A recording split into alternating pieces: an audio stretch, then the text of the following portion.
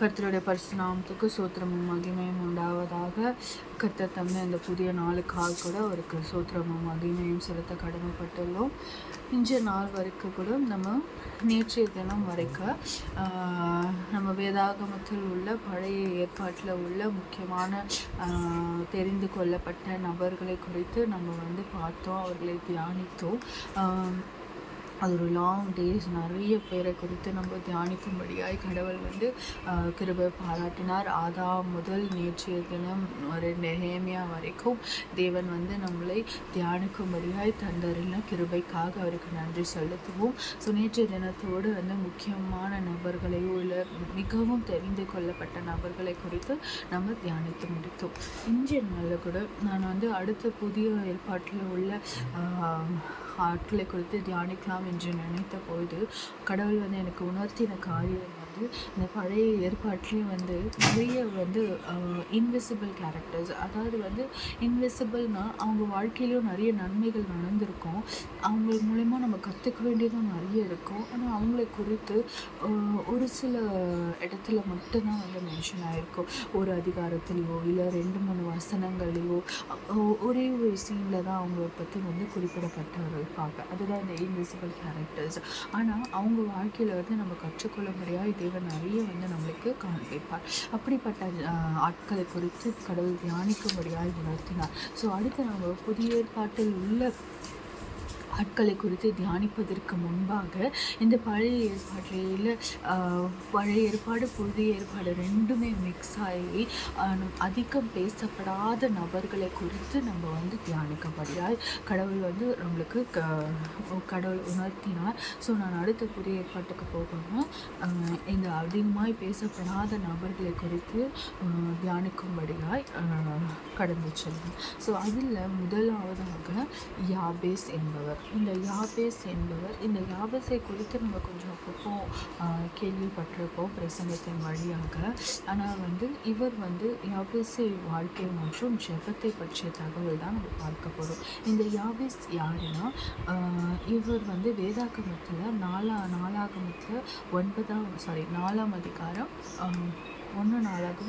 4ஆம் அதிகாரம் 9-10 வசனங்கள் ஆகிய 2 வசனங்களில் மாத்திரமே காணப்படுகின்றன. இதில் பேரின் பொருள் எபிரேய மொழியில் யாபேஸ் என்றால் துக்கம் அல்லது வலி என்று பொருளாம். இவர் தாய் அவனை மிகுந்த வேதனையோடு இல்லை துக்கத்தோடு பெற்றதினால் அவருக்கு இந்த பேரை சூட்டினார்களாம். அவங்க பாருங்க, அவரோட தாயே அவருக்கு இந்த வலி இல்லை துக்கம் என்ற யாபேஸ் என்கிற பெயரை சூட்டினார்னு வேதாகமம் குறிப்பிடுகிறது. அவங்க என்ன வேதனையோடு துக்கத்தோடு பெற்றார்கள் என்பது நமக்கு தெரியாது. ஆனால் அது நிமித்தமாக அவருக்கு இந்த பெயர் இடப்பட்டது. இவரோட சிறப்பு பார்த்தோம்னா, அவர் தன் சகோதரர்களை பார்க்கிலும் கனம் பெற்றவனாய் இருந்தான் என்று வேதாகமம் குறிப்பிடுகிறது. ஆனால் இந்த கனம் எப்படி வந்தது? இந்த சோகம், இந்த துக்கமான ஒரு பெயர் எப்படி ஆசீர்வாதமாய் மாற்றப்பட்டு சகோதரங்களிலும் கனம் பெற்றான் என்று பார்க்கலாம். இந்த யாபேஸின் ஜெபம், அதற்கு முக்கிய காரணம் யாபேஸின் ஜெபமா. இந்த யாபேஸ் இஸ்ரவேலின் தேவனை நோக்கி 4 முக்கியமான காரியங்களுக்காக விண்ணப்பித்தாராம். இவர் தான் தனக்கு துக்கம் வலி என்ற அர்த்தமுள்ள பெயரை இட்டதன் நிமித்தமாக இவர் மனம் இதுவாக இருந்தாலும் மனசோர்வாக இருந்தாலும் அவர் அதை அப்படியே விற்றுவிடவில்லை. அவர் இதை மாற்றுவதற்கான வழியை கண்டுபிடித்தார். அதுதான் ஜெபம்னு அறிந்து கொண்டார். அந்த ஜெபத்தின் நிமித்தமாக தேவனிடத்தில் இஸ்ரவேலின் தேவனிடத்தில் 4 காரியங்களை அவர் வைக்கிறார். அதில் முதலாவது பார்க்கும்போது என்னை ஆசிர்வதியும். இது கடவுளின் மேலான தயவையும் ஆசிர்வாதத்தையும் வேண்டுகிறது. அவர் என்னை ஆசிர்வதியும் கர்த்தரே என்று கேட்டாராம். இதுதான் அவர் கேட்ட முதல் காரியம். இரண்டாவதாக என் எல்லையை பெரிதாக்கும். தனது செல்வாக்கு, பொறுப்பு மற்றும் ஊழியத்தின் எல்லையை விரிவுபடுத்த பின்னர் எல்லையை பெரிதாக்கும். மூன்றாவதாக உமது கரம் என்னோடு இருக்கட்டும். உமது கரம் கடவுளின் பாதுகாப்பு மற்றும் வழிநடத்தல் எப்பொழுதும் தன்னுடன் இருக்க வேண்டும் என்று விரும்பினாராம். நான்காவதாக தீங்கு என்னை துக்கப்படுத்தாதபடிக்கு விலகி காத்தருளும். தனது பெயருக்கு ஏற்றபடி வேதனையோ அல்லது தீமையோ அவனை அணுகாதபடி காக்க வேண்டும் என்று வேண்டினானா. எவ்வளோ அழகான ஒரு ஜெபம் பாருங்க. சுருக்கமான ஜெபம், 4 பாயிண்ட் தான். ஆனால் அதில் எல்லாமே வாழ்க்கைக்கு தேவையான எல்லாமே அடங்கிடுச்சு. அதுதான் இந்த யாபேஸோட ஞானமாக இருந்தது. அதனால தான் அவன் வாழ்க்கை வந்து வேதனை என்ற பெயர்லேருந்து அவனுக்கு வந்து இருந்தாலுமே அவன் தன் சகோதரனை காற்றிலும் கனம் பெற்றவனாய் மாற்றப்பட்டது. அதுக்கப்புறம் அவன் கேட்ட எல்லா ஜெபமும் அவனுக்கு கொடுக்கப்பட்டது. அவன் மிகுந்த செல்வந்தனாக இருந்தான், மிகுந்த சந்தோஷமுடையவனாக இருந்தான். அவனுக்கு வந்து ஒரு குறையும் இல்லாமல் தேவன் காத்தார் என்று குறிப்பிடப்பட்டுள்ளது. ஸோ நம்ம கேட்ட இந்த 4 காரியங்களை நம்ம மனதில் வச்சுக்கணும். இந்த 4 காரியங்களை நம்ம ஜெபத்திலுமே வந்து நம்ம வந்து ஈடுபடுத்தி கொண்டனா. இல்லைன்னா சிறு பிள்ளைங்களுக்கு இந்த ஜெபத்தை சொல்லிக் கொடுங்க. உங்களோட பிள்ளைகளுக்கு இந்த ஜெபத்தை சொல்லிக் கொடுங்க. இந்த 4 காரியத்தில் மொத்த எதுவுமே அடங்கி இருப்பதை நம்மளால் காண்க முடிகிறது. என்னை ஆசிர்வதியும், என் எல்லையை பெரிதாக்கும், உமது கரம் என்னோடு இருக்கட்டும், தீங்கு என்னை துக்கப்படுத்தாதபடிக்கு விலகி காத்திடணும். இந்த 4 பாயிண்டில் அவர் வந்து அவர் வாழ்க்கையை மாற்றி போட்டது என்று பார்க்க முடிகிறது. இதோட முக்கிய பாடங்கள் என்ன நம்ம கற்றுக்கணும்னா, பெயரை மாற்றிய ஜெபா, பிறப்பால் துக்கம் என்று அழைக்கப்பட்டவன் ஜெபத்தின் மூலம் தன் வாழ்க்கையை வந்து ஆசீர்வாதமாக மாற்றிக்கொண்டான் என்று பார்க்க முடிகிறது. பிறப்பினால் துக்கம் என்று சொல்லப்பட்டாலும் அவன் அதை வச்சுட்டே அப்படியே வாழ்ந்துடல. ஐயோ நான் துக்கத்தில் பிறந்தவன், நான் வேதனையோடு பிறந்தவன், என் பேருக்குள்ள துக்கம் தான் அப்படின்னு அவன் இல்லாமல் அதை மாற்றுவதற்கான முயற்சி என்ன நம்ம அறிந்து கொண்டான். அது தேவனாலே மாற்ற முடியும் என்பதை வந்து அவன் அறிந்து கொண்டு தன் ஜெபத்தினால் 4 பாயிண்ட் அதில் மொத்தத்தையும் அடக்கிட்டான். அதில் இல்லாத கவர் ஆகாதது ஒன்றுமே இல்லை. தேவன் கரம் என்னோடு இருக்கட்டும் போது எல்லாமே முடிஞ்சு போச்சு. தேவனோட கரம் நம்மோடு இருந்தாலே போதும், மீதியானவை எல்லாம் அவர் பார்த்து கொள்வார். அப்படி அழகிய 4 அர்த்தமுள்ள ஜெபத்தை வந்து அவன் செய்ததன் மூலம் அவன் பெயர் ஆசீர்வாதமாக மாற்றப்பட்டதை பார்க்க முடிகிறது. விசுவாசத்தின் வல்லமை, அவன் வேண்டிக் கொண்டதை தேவன் அவனுக்கு அருளினார். ஏன்னா இது விசுவாசத்தோடு கேட்கும் ஜெபத்திற்கு பதில் அளித்தார் என்பதை உறுதிப்படுத்துகிறது. 1 நாளாகமம் 4:10 பார்த்தோன்னா அவன் வேண்டியது எல்லாமே தேவன் அவனுக்கு கொடுத்தார் என்று குறிப்பிடப்பட்டுள்ளது. அதற்கு காரணம் அவனோட விசுவாசம். அவனோட விசுவாசத்தினாலே அவனுக்கு எல்லாமே கொடுக்கப்பட்டது. அவன் சொன்னால் வந்து கேட்கணுமேனு அவன் கேட்கல.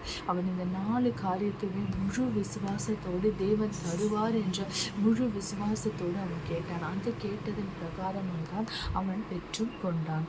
கனத்திற்குரிய வாழ்க்கை, வேதனை மிகுந்த சூழ்நிலையும் கடவுளுக்காக கீழ்ப்படிந்து வாழ்ந்ததோடு அவன் கனம் பெற்றான். கனத்திற்குரிய வாழ்க்கை என்று சொன்ன பிரகாரமாக அவன் துக்கத்தினால் பிறந்தான் என்று அவனுக்கு பெயரிடப்பட்டாலுமே அவன் அதை அப்படியே வைத்து கொண்டு இல்லாமல் அவனோட சூழ்நிலை வந்து துக்கம் நிறைந்த சூழ்நிலையாய், அவனோட சூழ்நிலை சரியான சூழ்நிலையாய் இல்லாத பொழுதும் வந்து அவன் கடவுளுக்கு கீழ்ப்படைந்தவனாக இருந்தான். நம்ம சும்மா வந்து நம்ம முட்டி போட்டு நம்ம ஒரு 4 காரியங்களை கொடுத்து நம்ம ஜெபிக்கிறதுனால நமக்கு கிடைச்சிடாது. நம்ம திரும்ப தேவனுக்கு செய்ய வேண்டியது கீழ்ப்படிதல், விசுவாசம். இந்த 2 காரியமும் வேணும். அவருக்கு பிரியமாய் நடந்துக்கணும், அவருக்கு கீழ்ப்படிஞ்சு நடக்கணும். அப்படி நடக்கும்பொழுது நம்ம விசுவாசத்தோடு எதை கேட்டாலும் அதை நம்ம பெற்றுக்கொள்வோம் என்பது இந்த யாபேஸோட வாழ்க்கையின் மூலமாய் நம்ம கற்றுக்கொள்ள முடியும். இந்த யாபேஸை குறித்து நம்ம தியானிச்ச இந்த காரியங்களை கூட நம்மளுக்கு மிகவும் நேற்றைய தினத்தில் அந்த நெகேமியாவை பற்றி பார்க்கும்போதும் அவரும் ஒரு ஜெப வீரராக இருந்து எல்லாத்தையும் சாதித்ததை நம்ம பார்க்க முடிந்தது.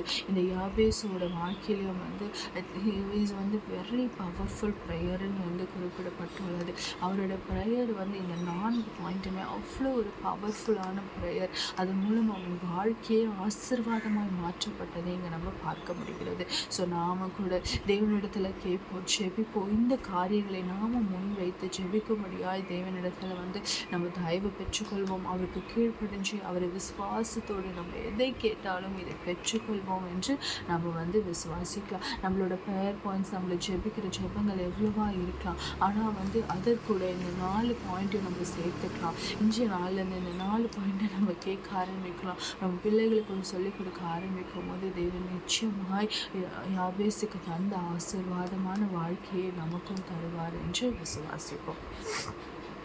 ஜெபிக்கலாமா? நீச்சும் இன்றும் மாறாத என்னால் தகப்பனே அப்பா, ஏதோ இதனால காலை வேலைக்காய் கூட ஜெபிக்கிறோம் அப்பா. ஏதோ ராஜா காலை பொழுதுல கூட அப்பா தகப்பனே, இன்றைய நாள்லேருந்து நாங்கள் தொடர்ந்து இருக்க இந்த புதிய அத்தியாயத்துக்காக நன்றி அப்பா. தகப்பனே ராஜா, இந்த யாபேசை குறித்து நாங்கள் தியானிக்கும்படியாக நீ செய்த கிருபைக்காக இறக்கத்திற்காக நன்றி அப்பா. அப்பா, ஏதோ இந்த யாபேஸ் அப்பா தன்னோட துக்கமான சூழ்நிலைகளை பிறப்பு நின்றே அப்பா இருந்த அந்த துக்கத்தை அப்பா ஆசீர்வாதமாய் மாற்றிக்கொள்ளும்படியாய் அப்பா தன்னோட ஜெபத்தினாலே, விசுவாசத்தின் ஜெபத்தினாலே அப்பா பெற்றுக்கொண்டான் என்று நாங்கள் பார்க்கிறோம் அப்பா. அதே போல நாங்கள் ஒவ்வொருத்தரும் கூட ராஜா அப்பா எங்களோட விசுவாசத்தினால் அப்பா மண்டையில் அப்பா நாங்கள் கேட்டு பெற்றுக்கொள்ளும் பிள்ளைகளாக இருக்கும்படியாய் நாங்கள் ஜெபிக்கிறோம் அப்பா.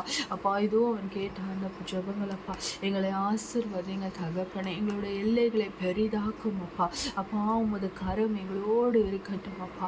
அப்பா, தீங்கு எங்களை துக்கப்படுத்தாதபடி எங்களை விலக்கி காத்தருளும் அப்பா. அப்பா, இந்த காரியங்களை நாங்களும் பாதப்படியில் வைக்கிறோம் அப்பா. அப்படியா எங்கள் வாழ்க்கை அப்பா இன்றைக்கான சூழ்நிலைகளை எப்படி வேணா இருக்கலாம் ராஜா, ஆனால் தகப்பனே அப்பா நீர் எங்களோடு இருக்கிறீர், உங்களோட கரம் எங்களோடு இருக்கிறது என்பதை அப்பா நாங்கள் நித்தம் உணர்ந்து கொள்ளும்படியாய் அனைத்திலிருந்தும் நீர் எங்களை விடுதலை ஆக்கி ராஜா அப்பா நீர் எங்களை மீட்டுக் கொள்வீர் என்று நாங்கள் விசுவாசிக்கிறோம் அப்பா. அந்த விசுவாசத்தின்படி அப்பா நாங்கள் ஆசீர்வாதத்தை பெற்றுக்கொள்வோம் என்று அப்பா நாங்கள் விசுவாசிக்கிறோம் தகப்பனே ராஜா. அந்த விசுவாசத்தின் பலனாக எங்கள் ஒவ்வொருத்தரோட வாழ்க்கையை ஆசீர்வாதமாய் மாற்றி அப்பா நாங்கள் சாட்சிகளாய் நீர் எங்களை நிலைநிறுத்த போவதற்காய் நன்றி ராஜா. நன்றி தகப்பனை, நீர் அப்படியாய் செய்ய போவதற்காய் நன்றி. யாபேசை போல அப்பா விசுவாசத்தின் ஜெபத்தினால் அப்பா எங்களோட சூழ்நிலைகளை நாங்கள் எப்பேற்பட்ட சூழ்நிலைகளாக இருந்தாலும் அதை ஆசீர்வாதமாய் மாற்றிக்கொள்ளக்கூடிய அப்பா ஞானத்தினால் எங்களை நிரப்பி எங்களை நீ வழிநடத்த வேண்டுமாய் ஜெபிக்கிறோம். நீரே எங்களோடு இருந்து எங்களை வழிநடத்துங்க, ஆசீர்வதிங்க, பலப்படுத்துங்க. மீட்பெறும் ரட்சகருமாக இயேசு கிறிஸ்துவின் ஜெபம் ஜீவனான தகப்பனே, ஆமென்.